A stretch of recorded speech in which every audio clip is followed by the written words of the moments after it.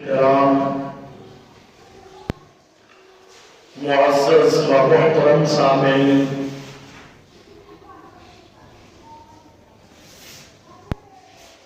آج کی ہماری گفتگو کا عنوان ہے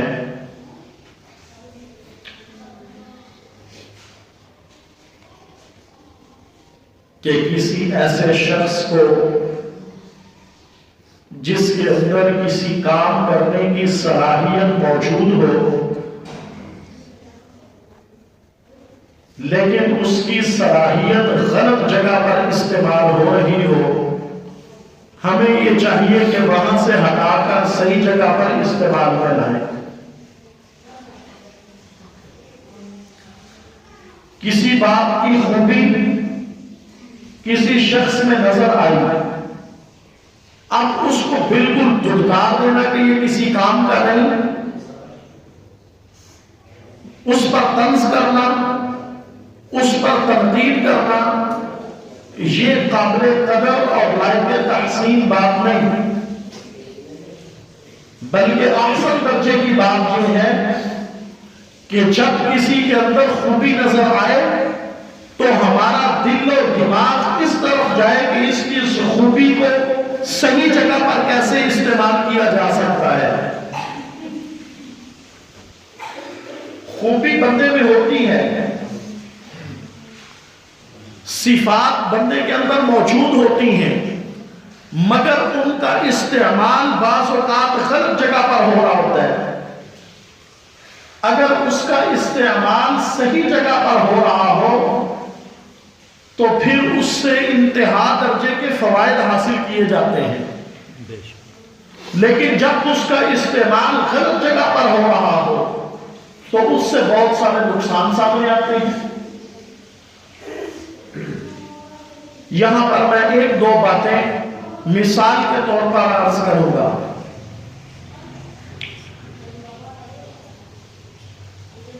ایک آدمی اس بات پر پریشان ہے کہ میرے بیٹے کرتے کچھ نہیں، نالائق ہیں، نکھٹو ہیں۔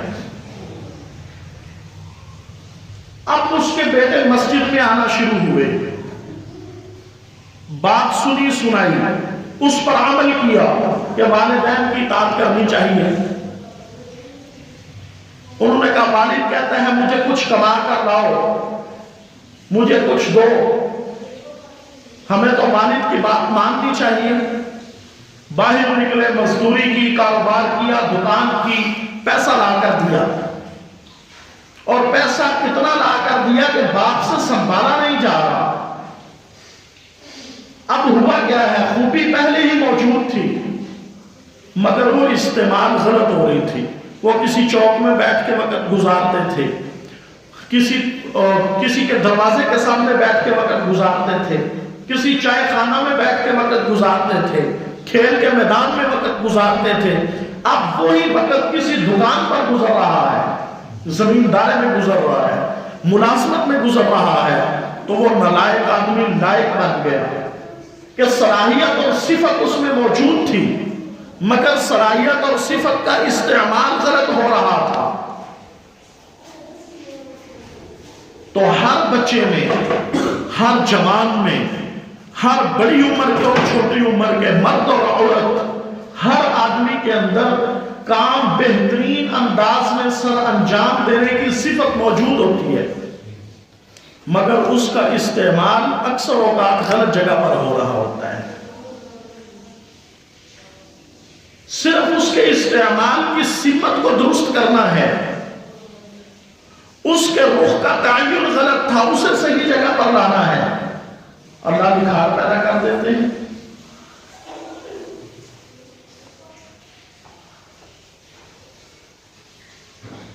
بندے کا ذہن کہتا ہے بچہ پڑھے گا نہیں، وہ پڑھنا شروع کرتا ہے، سب سے بہترین نتائج دیتا ہے، کہتے ہیں اس کو دکان کر کے دینے لگے ہو، یہ تو اجاڑ دے گا، وہ سب سے زیادہ بنا کر دیتا ہے کہ اس میں صلاحیت اور صفت موجود تھی مگر ہمیں نظر نہیں آ رہی تھی، اس کا استعمال غلط ہو رہا تھا۔ اور ہم اس سے استدلال اور قیاس کر رہے تھے کہ اس کو تو گھر کے جانور سنبھالنے نہیں آتے، یہ باہر کا کاروبار کیسے سنبھالے گا، ہم اس پر فیصلہ کر رہے تھے۔ اور یہ صرف آج کے زمانے کی بات نہیں، بلکہ حضور صلی اللہ علیہ وسلم اور صحابہ کے زمانہ میں بھی ایسے ہی ہے۔ اسلام کی دوسری بڑی لڑائی اور دوسرا بڑا معرکہ وہ احد کی جنگ ہے، جس میں حضور صلی اللہ علیہ وسلم بذات خود صحابہ کی ایک بڑی جماعت کے ساتھ شریک تھے۔ احد کی لڑائی میں 70 صحابہ شہید ہوئے، اللہ کے نبی کے دندان مبارک شہید ہوئے۔ یہ حملہ کس نے کیا تھا؟ کیوں جی؟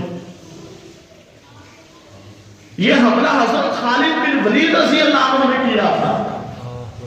اسلام نہیں لائے تھے، کافر تھے۔ جب دیکھا کہ اہل مکہ کو شکست ہو رہی ہے زبردست اور اہل مکہ بھاگ رہے ہیں، حضرت خالد بھی بھاگے، صحابہ نے پیچھے سے حملہ کیا، یہ سارے بھاگے، کفار آگے آ گیا۔ تو صحابہ میں ایک بات چلی کہ مال غنیمت جمع کرو، جو ان سے مال چھینا جا سکتا ہے چھینو۔ اب صحابہ اس میں مصروف ہو گئے، تو حضرت خالد میں صلاحیت تو تھی، صفت تو موجود تھی، دشمن کو دھوکہ دینے کی پالیسی تو پہلے ہی سمجھتے تھے کہ جنگ میں کیا کیا جاتا ہے۔ تو صحابہ احد پہاڑ کے اس طرف مصروف ہوئے مال غنیمت اکٹھے کرنے، حضرت خالد ایک کفار کا جتھا لے کر بھاگے اور احد کے پہاڑ کے پیچھے سے حملہ کر دیا۔ تو ایسا زوردار حملہ کیا کہ صحابہ اس کو سنبھل نہیں سکے اور 70 صحابہ شہید ہوئے، جن میں سید الشہداء حضرت امیر حمزہ رضی اللہ تعالی عنہ جو حضور صلی اللہ علیہ وسلم کے چچا تھے، وہ بھی اسی میں شہید ہوئے، جن کا اللہ کے نبی کو اتنا دکھ ہوا کہ 70 مرتبہ جنازہ پڑھایا اور پھر بھی دل نہیں بھر رہا تھا، وہ بھی اسی لڑائی میں شہید ہوئے۔ تو حملہ حضرت خالد نے کیا ہے، صلاحیت حضرت خالد میں موجود ہے، صفت حضرت خالد میں موجود ہے، مگر اس کا استعمال غلط ہو رہا تھا۔ پھر جب ایمان لے آئے تو پہلی لڑائی پیش آئی حضرت خالد کے ایمان لانے کے بعد غزوہ موتا۔ تو اللہ کے نبی نے وہاں جس جماعت کی تشکیل کی ان کا پہلا امیر بنایا حضرت زید رضی اللہ عنہ کو، زید بن حارثہ۔ آپ نے فرمایا یہ امیر ہوں گے، اگر یہ شہید ہو گئے تو جعفر بن ابی طالب امیر ہوں گے، اگر وہ شہید ہو گئے تو عبداللہ بن رواحہ امیر ہوں گے، اگر وہ شہید ہو گئے تو مسلمان اس وقت جس کو چاہیں اس کو اپنا امیر بنا لیں۔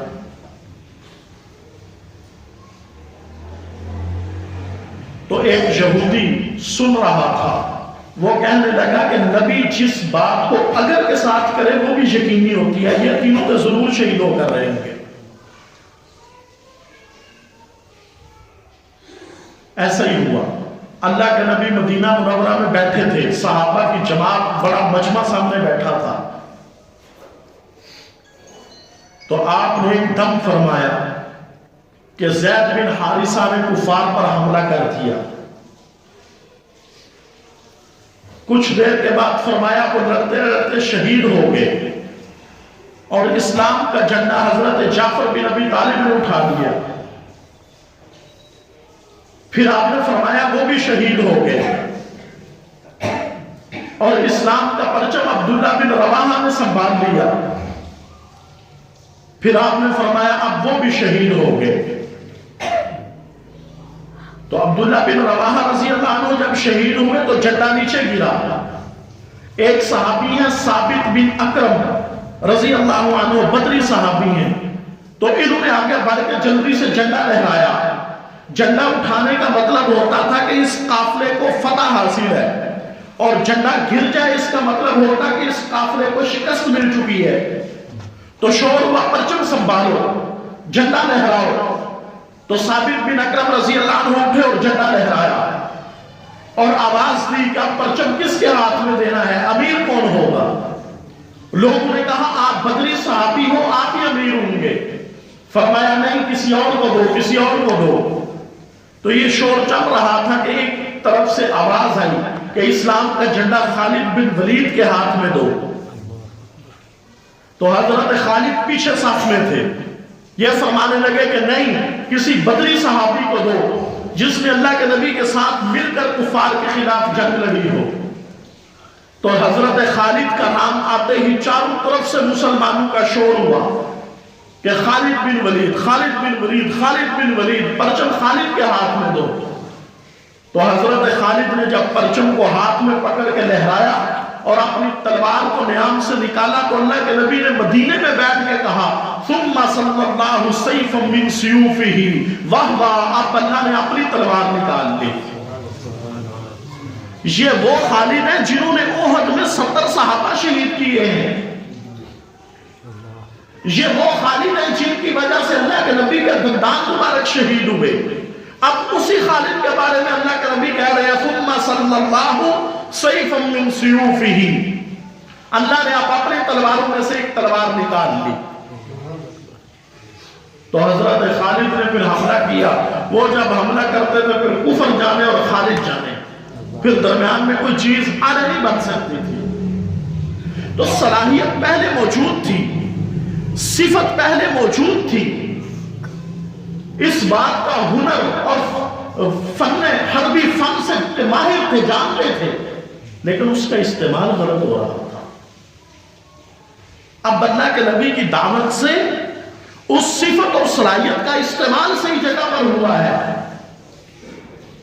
تو بات یہ عرض کرنا چاہ رہا ہوں کہ یہ نہیں کہ کسی آدمی کے اندر صلاحیت اور صفت ہوتی نہیں، ہم اسے نالائق سمجھ کر ایک نکر میں لگا دیتے ہیں.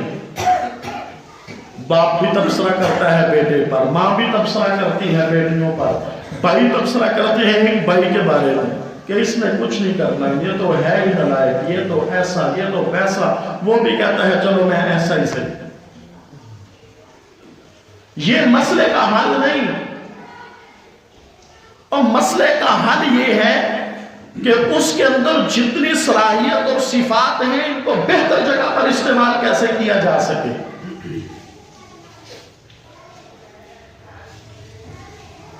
حضرت خالد میں صفت موجود ہے، صلاحیت موجود ہے، مگر اس کا استعمال غلط ہو رہا تھا. اب اللہ کے نبی کی محنت سے اس کا استعمال صحیح ہوا ہے کہ ہاری ہوئی جنگ مسلمان جیت گئے ہیں. اسی خالد کی وجہ سے جیتی ہوئی جنگ مسلمان ہارے تھے، اسی خالد کی وجہ سے آج ہاری ہوئی جنگ مسلمان جیت گئے ہیں. فرق کیا ہے کہ جو صفت اور جو صلاحیت غلط جگہ پر استعمال ہو رہی تھی وہ صحیح جگہ پر استعمال ہو گئی. جو جوانی، جو طاقت، جو فن کفر کی حمایت کے اندر لگ رہے تھے وہ اسلام کی حمایت کے اندر لگ گئے.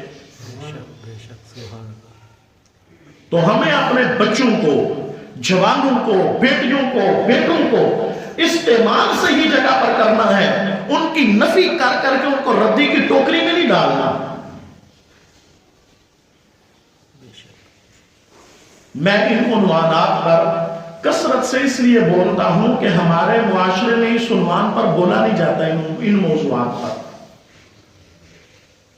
تو ہمارے مولوی حضرات بھی اللہ ان کو جزائے خیر دے، وہ محرم شروع کرتے ہیں 2 مہینے وہ قصہ چلتا رہتا ہے، پھر ربیع الاول چلتا ہے تو معراج شریف تک وہ چلتا رہتا ہے، پھر معراج میں شروع ہوتے ہیں رمضان تک وہ چلتا ہے، رمضان میں روزے کے فضائل چلتے ہیں، بڑی عید تک، بڑی عید پہ خانہ کعبہ کی تعمیر شروع کرتے ہیں محرم تک. ہر سال وہی یہ چھوٹی چھوٹی نظارتیں ہیں جس سے معاشرہ بگڑتا ہے، جس سے گھر خراب ہوتے ہیں، تباہیاں ہوتی ہیں خاندانوں میں. یہ وہ عنوانات ہیں. ہمارے ہاں تنقید کا رواج ہے، باپ بھی تنقید کرتا ہے، ماں بھی تنقید کرتی ہے. صحابہ میں ایسے نہیں. صحابہ میں یہ دیکھا جاتا ہے کہ یہ کس کام آ سکتا ہے، اس کو اسی کام میں آگے بڑھا دیں.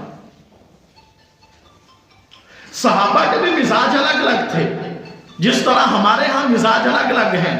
ایک کام کرنا جانتا ہے ایک بیٹا، اس کو کہو کہ بیٹا یہ چیز بنانی ہے، مٹھائی کی دکان ہے مٹھائی بناؤ، وہ بنانا جانتا ہے لیکن اس کا حساب کرنا نہیں جانتا، حساب دوسرا کرتا ہے.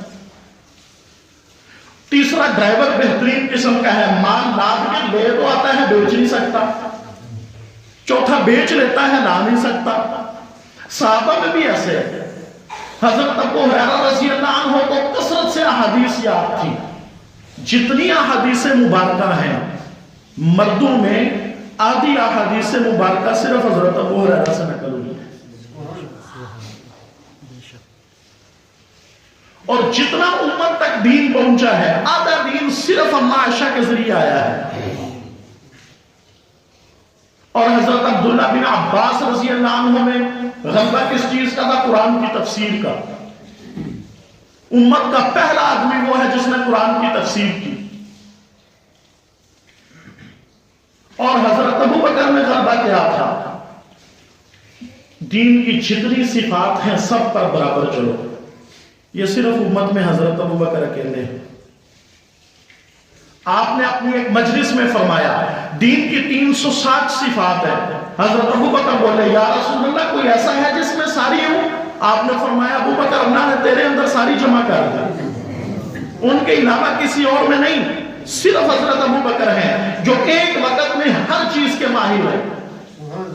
حضرت عمر میں غلبہ تھا، غصہ تھا، شدت تھی کہ کوئی کافر اللہ کے نبی کے سامنے آ کر اونچی بھی نہ بولے. کتنے واقعات ہیں، یا رسول اللہ آپ کے سامنے بولتا ہے گردن اتار دو، آپ فرماتے نہیں عمر ٹھہر جا. یا رسول اللہ وحشی آیا گردن اڑاؤ، عمر ٹھہر جا. خود حضرت خالد جب مسلمان ہونے کے لیے آ رہے تھے تو حضرت عمر نے کہا یا رسول اللہ وہ خالد بن ولید آ رہا ہے جس نے احد میں حملہ کیا تھا، قتل کرو اسے. آپ نے فرمایا عمر ٹھہر جا. یہ طبیعت کے اندر جلال ہے. اور حضرت عثمان کی طبیعت میں جمال تھا کہ میں بھی قتل ہوتا ہوں ہو جاؤں، میری وجہ سے مدینے میں خون خرابہ نہ کرنا.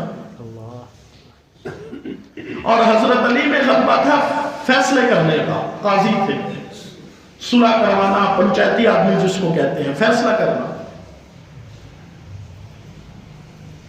اور حضرت معاذ جوہنی رضی اللہ عنہ میں غلبہ تھا ذکر کرنے کا.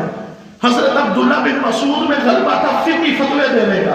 اور حضرت خالد میں غلبہ تھا کہ کفر سامنے اور خالد کے ہاتھ میں تلوار اور سب کو گاجر اور مولی کی طرح کاٹتا جائے. تو ہر بندے میں ایک رجحان تھا. تو صلاحیتیں پہلے موجود تھی. یہ سارے حضرات اسلام سے پہلے کافر تھے.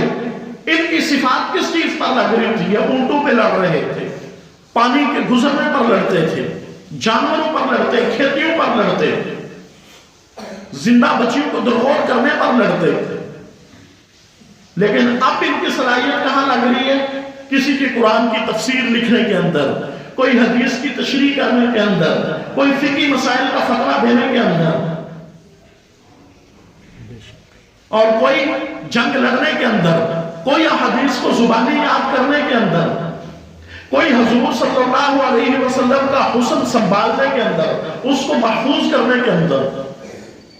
جیسے حضرت سمرہ ہیں، ساری روایات تقریباً ان سے ہیں کہ اللہ کے نبی کی ناک کیسے تھی، گالیں کیسے تھی، پیشانی کیسے تھی، کان کیسے تھے، چلتے کیسے تھے، بیٹھتے کیسے تھے، آتے کیسے تھے، جاتے کیسے تھے.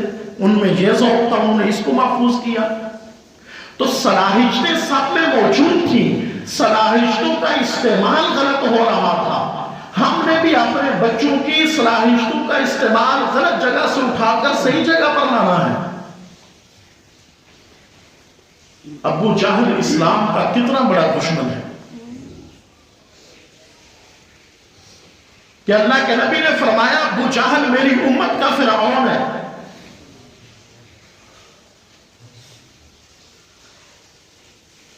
ابو جہل کے بیٹے اکرمہ بن ابی جہل رضی اللہ تعالی عنہ مسلمان ہو گئے. بہادر آدمی تھے, سردار کی اولاد تھے. ایک دن سارے سرداران حضرت عمر رضی اللہ تعالیٰ عنہ کی مجلس میں بیٹھے تھے, جن میں اکرمہ بن ابی جہل, ابو جہل کے بیٹے, حارث بن ہشام, ابو جہل کے بھائی رضی اللہ عنہ, عیاش بن ابی ربیعہ, حکیم بن حزام, ابو سفیان بن حرب رضی اللہ عنہ. تو حضرت عمر کی مجلس میں حضرت بلال آئے. تو حضرت عمر نے کہا تم پیچھے ہٹ جاؤ, بلال کو آگے آنے دو, کہ بلال پرانا آدمی ہے, سابقون الاولون میں سے ہے, ابتدا میں مسلمان ہوا ہے. تو تھوڑے سے پیچھے آ گئے, حضرت بلال کو آگے جگہ مل گئی. تو حضرت بلال اسلام لانے سے پہلے نوکر اور غلام تھے. تھوڑی دیر کے بعد حضرت خباب آئے. تو آپ نے کہا تھوڑے پیچھے ہٹ جاؤ, سہیل پیچھے ہٹ جاؤ, حارث پیچھے ہٹ جاؤ, خباب کو آگے آنے دو. یہ سابقون الاولون شروع میں مسلمان ہونے والوں میں. یوں غریب صحابہ جو اسلام سے پہلے بالکل غریب تھے اور نوکر اور غلام تھے, وہ آتے گئے, حضرت عمر ان کو آگے بٹھاتے گئے اور سرداروں کو پیچھے ہٹاتے گئے, حتیٰ کہ سردار سارے جوتیوں والی جگہ پر پہنچ گئے. تو یہ آپس میں کہنے لگے آج عمر نے ہمارے ساتھ اچھا نہیں کیا. نے کہا کیوں؟ کہا ہمیں جوتیوں والی جگہ پر بٹھا دیا ہے اور جتنے ہمارے نوکر تھے ان سب کو اپنے سامنے بٹھا دیا. تو سہیل بن عمر رضی اللہ عنہ سردار تھے, بڑے لائق فائق, فوراً بولے یہ قصور عمر کا نہیں, قصور ہمارا ہے. کہ جب ابتدا کے اندر وہ لوگ اللہ کے نبی کے تابع تھے, ہم تو اللہ کے نبی کی مخالفت پر تھے. وہ پہلے آئے ہیں پہلے پائیں گے, ہم بعد میں آئے ہیں بعد میں پائیں گے. تو پھر یہ آپس میں کہنے لگے کہ یہاں دنیا میں تو جو ہونا تھا ہو گیا ہے, اگر آخرت میں بھی ہم جنت کے کئی دروازے پر ہوئے اور یہ سردار سارے مقام محمود میں, ہمارے نوکر سارے مقام محمود پہ اللہ کے نبی کے ساتھ ہوئے, تو وہاں بڑی بےزتی, اب کیا کیا جائے. یہ سارے سردار آپس میں مشورہ کرنے لگے اب کیا کیا جائے. دنیا میں تو جو ہو گیا ہو گیا, اب کیا کیا جائے. تو کہنے لگے یہ بھی فیصلہ عمر سے ہی کروایا جائے. تو حضرت عمر کے پاس آئے, کہ امیر المومنین ہم سمجھ گئے کہ ہم غلطی پر تھے, اور اگر آخرت میں بھی ہمارے ساتھ ایسا اللہ نے کیا جیسا آج آپ نے کیا ہے تو ہم تو مارے گئے. اب ہم کون سا کام کریں کہ ہم آخرت میں ان سے آگے تو نہیں گزر سکتے, کم از کم ان کے برابر تو شریک ہو جائیں. تو حضرت عمر نے فرمایا کہ یرموک کے اندر ایک لڑائی ہو رہی ہے اور مسلمانوں کو وہاں مدد کی ضرورت ہے, وہاں پہنچو. تو ان سب نے فوراً تیاری کی اور نکلے, اپنا بوریا بستر گول کیا, وہاں اپنے اہل و عیال کیا واپس نہیں آئیں گے جب تک ہم جنت کے اندر ان اپنے نوکر اور غلاموں کے برابر کے حصے دار نہ بن جائے, تب تک واپس نہیں پلٹیں گے. تو یہ جب پہنچے تو یرموک کی لڑائی زوروں پر تھی. یرموک کی لڑائی 9 دن ہوئی. کسی دن مسلمان غالب آتے, کسی دن کفار غالب آتے, کسی دن مسلمان غالب آتے, کسی دن کفار غالب آتے. تو جس وقت یہ حضرات پہنچے اس دن مسلمانوں کو شکست ہو رہی تھی. تو اکرمہ بن ابی جہل, ابو جہل کے بیٹے باہر نکلے اور کہا کون میرے ہاتھ پر بیعت کرے گا. تو 400 آدمیوں نے حضرت اکرمہ کے ہاتھ پر بیعت کی اور یہ باہر نکلے میدان کے اندر, اپنے تلوار کو لہرایا. تو حضرت خالد نے ان کے ہاتھ سے پکڑ لیا اور کہا کہ نہیں اکرمہ تو نہ جا, تیرا قتل ہو جانا مسلمانوں پر بڑا دشوار گزرے گا. تو حضرت اکرمہ نے فرمایا الیک عنی, خالد پرے ہٹ, جب میں اور میرا باپ اللہ اور اس کے رسول کی مخالفت میں میدان میں آتے تھے تب تو ہمیں نہیں روکتا تھا، آج اللہ اور اس کے رسول کے نام پر مرنے کا وقت آیا ہے، ہمیں روکتے ہو؟ تو مسلمانوں کے دفاع کے اندر حملہ کیا، یہ 400 کے 400 لوگ اس حملے کے اندر شہید ہو گئے، لیکن مسلمانوں کو ان کی شہادت کی وجہ سے فتح مل گئے اور یرموک اسلام کے اندر داخل ہوا۔ تو اکرمہ ابو جہل کے بیٹے ہیں، بدر کی لڑائی میں حضور کے مخالفت میں تھے، احد کی لڑائی میں حضور کی مخالفت میں تھے، خندق میں حضور کی مخالفت پر ہوئے تھے۔ صفت تو پہلے ہی موجود تھی، مگر صفت اور صلاحیت کا استعمال غلط جگہ پر ہو رہا تھا۔ اب وہ صفت اور صلاحیت صحیح جگہ پر استعمال ہوئی ہے۔ حضرت وحشی رضی اللہ عنہ جنہوں نے سید الشہداء حضرت امیر حمزہ رضی اللہ عنہ کو شہید کیا تھا،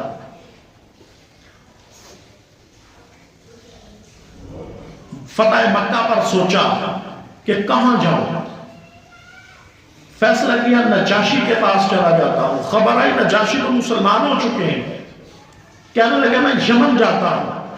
خبر آئی یمن والے حضرت علی کے ہاتھ میں کلمہ پڑھ چکے ہیں، اب کوئی رستہ نہیں۔ کسی نے کہا کہ انہی کے پاس چلے جاؤ، وہ معاف کر دیتے ہیں۔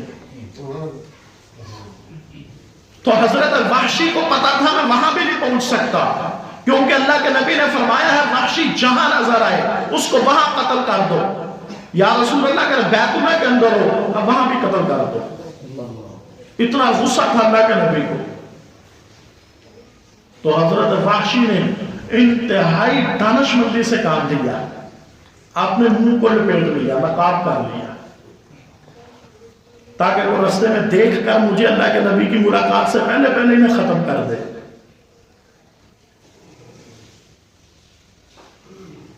تو چھپتے چھپاتے پہنچے، اللہ کے نبی کی مجلس لگی ہوئی تھی، اور بالکل قریب جا کر اللہ کے نبی کے قریب بیٹھ کر بالکل سامنے بیٹھ کر اپنے منہ سے ایک دم کپڑا ہٹا کے کان میں کہا اشہد ان لا الہ الا اللہ واشہد انک رسول اللہ۔ تو صحابہ نے ایک دم تلواریں نکالی، تو اللہ کے نبی نے پوچھا کیا ہوا ہے؟ یا رسول اللہ یہی تو وحشی ہے۔ آپ نے کہا اب چھوڑ دو، اب چھوڑ دو، اب صلح ہو گئی، اب تو وہ ایمان لے آیا۔ تو حضرت وحشی فرماتے ہیں کہ میرے اندر ایک آگ تھی کہ میری وجہ سے اسلام کا سب سے بڑا جرنیل شہید ہوا ہے، حضرت حمزہ۔ وہ انہوں نے نیزہ مارا تھا، حضرت حمزہ کو یہاں ناف پر لگا اور پیچھے پیٹھ سے نکل گیا، خون کی الٹی آئی، نیچے گرے، وہیں پر شہید ہو گئے۔ تو حضرت حمزہ بڑے قد کے آدمی تھے، بڑے موٹے تازے جسم والے، تو حضرت وحشی تھے انتہائی چھوٹے قد کے اور تھے حبشی، کالے سیاہ۔ تو اللہ کے نبی بار بار کہتے تھے کہ وحشی میرا چچا تو شیروں جیسا تھا، تیرے ہاتھوں کیسے قتل ہو گیا؟ تو پھر فرمایا کہ وحشی تو میرے سامنے نہ بیٹھا کر، تیرے سامنے بیٹھنے کی وجہ سے مجھ کو میرا چچا یاد آتا ہے، ایک طرف ہو کے بیٹھا کر۔ جس کو دیکھنا بھی گوارا نہیں اسے بھی معاف کر دیا۔ تو حضرت وحشی فرماتے ہیں میری طبیعت پر بوجھ تھا کہ میری وجہ سے اسلام کا بہت بڑا آدمی شہید ہوا، بہت بڑا جرنیل شہید ہوا، اب میں اس کا کفارہ کیسے ادا کر سکتا ہوں؟ تو جنگ یمامہ پیش آئی جو مسیلمہ کذاب کے ساتھ تھی۔ تو مسیلمہ کذاب وہ آدمی تھا جس نے اللہ کے نبی کے زمانے میں ہی کہنا شروع کر دیا کہ اب ان کے بعد میں نبی ہوں، اور آپ کے جانے کے بعد تو وہ اپنے آپ کو نبی ظاہر کرنا اور تشہیر کرنی شروع کر دیا۔ تو حضرت ابو بکر نے جماعت کو روانہ کیا جس کی تشکیل اللہ کے نبی نے فرمائی تھی، تو اس میں حضرت وحشی موجود تھے۔ جب اس کے قریب پہنچے تو آگے بڑھ کر حضرت وحشی نے اپنی تلوار سے مسیلمہ کذاب کی گردن اتاری، کہا کہ میری وجہ سے اسلام کا جرنیل شہید ہوا تھا، آج میرے ہاتھوں سے کفر کا جرنیل مرا ہے۔ تو صلاحیت اور صفت پہلے ہی موجود تھی، لیکن پہلے اس کا استعمال غلط جگہ پر ہوا تھا، اس کا استعمال صحیح جگہ پر ہوا ہے. تو کسی پر بے جا تنقید کر کے اپنی اولادوں کو اور اپنے ماتحتوں کو ضائع نہ کیا جائے، بلکہ ان کو صحیح جگہ پر لا کر صحیح رخ اور صحیح سمت پر استعمال کیا جائے، تاکہ اس میں جو صفات اور صلاحیتیں موجود ہیں اس سے فائدہ حاصل ہو سکے. فائدہ نہ ہوا تو اس سے نقصان ہوگا. حضرت رافع بن عمیرۃ الطئی رضی اللہ عنہ بوڑھے آدمی تھے، صحابی تھے. تو جب کوئی لڑائی کا موقع آتا تو لوگ ان کو مقابلے میں رکھتے، پہلے نمبر پر، دوسرے نمبر پر، تیسرے نمبر پر، چوتھے نمبر پر. حضرت خالد رضی اللہ عنہ نے جب رومیوں کے خلاف 60 آدمیوں کے ساتھ 60,000 کا مقابلہ کیا تو پہلے نمبر پر بلایا فضل بن عباس، باہر آؤ میرے ساتھ. دوسرے نمبر پر زبیر بن العوام، تیسرے نمبر پر عامر تمیمی، اور چوتھے نمبر پر فرمایا رافع بن عمیرۃ الطئی تم بھی آؤ. اور یہ تھے 80 سال کا بابا. تو کسی نے کہا کہ آپ اتنے بوڑھے ہیں، یہ جنگ کیسے سنبھال لیتے ہیں اور آپ کسی کے قابو میں آتے نہیں، لیکن سارا کفر آپ کی تلوار کے نیچے ہوتا ہے. تو فرمایا کہ میں قبیلہ بنی طے کا آدمی ہوں اور میرے کفر کے زمانے میں عرب کے اندر مجھ سے بڑا ڈاکو کوئی نہیں تھا. میں اکیلا آدمی پورا قافلہ لوٹتا تھا. اور مورخین نے لکھا ہے صحابہ کے زمانے میں ان سے بڑا ڈاکو کوئی نہیں تھا، اکیلے آدمی سارا قافلہ لوٹ لیتے تھے. تو صلاحیت تو تھی، وہ استعمال ہو رہی تھی غلط جگہ پر. اسلام لانے کے بعد استعمال ہو رہی تھی صحیح جگہ پر. ان کے سامنے یہ قافلے کیا تھے؟ ان نے تو ساری زندگی 80 سال یہی مشقت ہوئی تھی، لیکن وہ غلط جگہ پر صلاحیت لگی، جہاں صلاحیت صحیح جگہ پر لگی. تو ہمیں اپنے گھر تباہ نہیں کرنے، اپنے خاندان تباہ نہیں کرنے. یہ سوچنا ہے کہ ہم نے اس میں جتنی صلاحیت ہے، یہ 5 پڑھا ہوا بچہ ہے، 5 پڑھا ہوا بچہ کیا کام کر سکتا ہے، وہ کام کروایا جائے. سارا دن نام کام کرنا تو ہے ہی، ایسا تو ہے ہی، ویسا وہ گھر ہی نہیں آتا. وہ باہر جاتا ہے، اس کو اور بری عادتیں پڑ جاتی ہیں. تو ہمیں یہ سوچنا ہوگا کہ ہم نے اس کی صلاحیتوں کو اور ان کی صفات جتنی ان کے اندر موجود ہے، ان کو صحیح جگہ پر استعمال کیسے کرنا ہے. وہ کریں گے تو ایسے ہی فائدے حاصل ہوں گے جیسے صحابہ کو فائدے حاصل ہوئے تھے. کریں گے انشاءاللہ.